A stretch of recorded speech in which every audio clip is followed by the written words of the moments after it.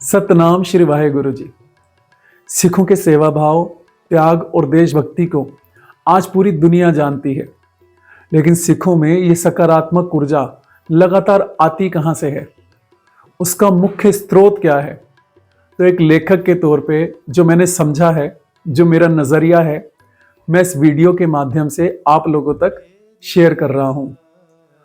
तो होता यह है कि जब भी कभी मैं गुरुद्वारे में जाता हूं तो सबसे पहले मैं अंदर देखता हूं हारमोनियम के 7 सुरों पर, तबले की ताल पर श्री गुरु ग्रंथ साहिब जी के शब्दों का मधुर वाणी में लगातार उच्चारण चल रहा होता है, जिससे होता यह है कि जो भी व्यक्ति उस मधुर उच्चारण को सुनता है उसके भीतर के भी 7 चक्र और 7 सुर जागृत होने लगते हैं, जिससे उसका मन शांत होने लगता है, उसे सुकून मिलने लगता है और उसके भीतर नई ऊर्जा का संचार होने लगता है।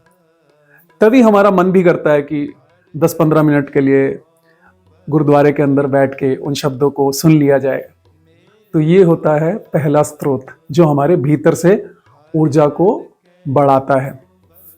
दूसरा, जब बाहर आते हैं हम सरोवर साहब के पास, तो वहां हमें मिलती है प्रकृति और 5 तत्वों की ऊर्जा।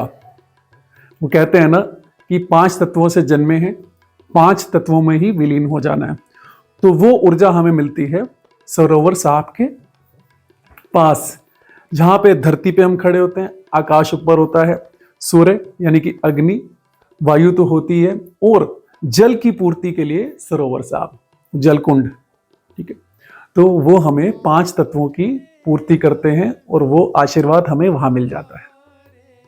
तीसरा, कहते हैं ना कि जब इस दुनिया में आए हैं तो लोगों से व्यवहार भी करना है और खाना भी खाना है, तो वो हमें मिलता है लंगर घर में, जहां चाहे कोई अमीर हो चाहे कोई गरीब हो, सबको एक समान बैठकर एक जैसा भोजन, एक जैसा लंगर प्रसाद ग्रहण करना होता है। तो वहां हमें मिलती है ये तीसरी ऊर्जा।